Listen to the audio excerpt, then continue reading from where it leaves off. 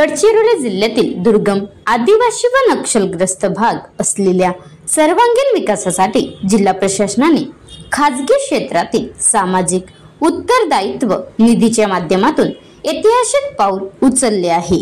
मुख्यमंत्री तथा गडचिरोली जिल्ह्याचे पालकमंत्री देवेंद्र फडणवीस व सहपालकमंत्री आशिष जयस्वाल यांच्या प्रमुख उपस्थितीत एकूण 19 सामाजिक उपक्रमाबाबत सामंजस्य करार करण्यात आले।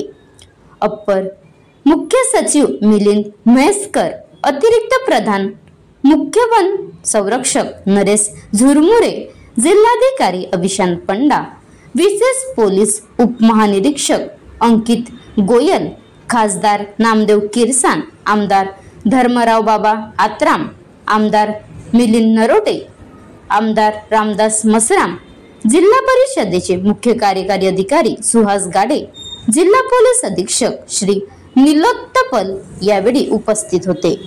या कराराद्वारे शिक्षण, आरोग्य, पर्यावरण, महिला सक्षमीकरण, सौर ऊर्जा, जलसंधारण, पोषण, कृषी, ग्रामविकास आणि पायाभूत सुविधा या क्षेत्रामध्ये कार्यवाही होणार असून हे उपक्रम स्थानिक जनतेसाठी थेट लाभदायक ठरणार आहेत।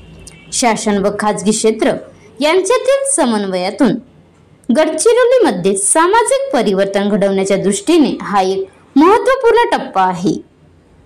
महाराष्ट्र लाईव्ह न्यूज उमेश गजलपिल्लीवार, तालुका प्रतिनिधी, गडचिरोली।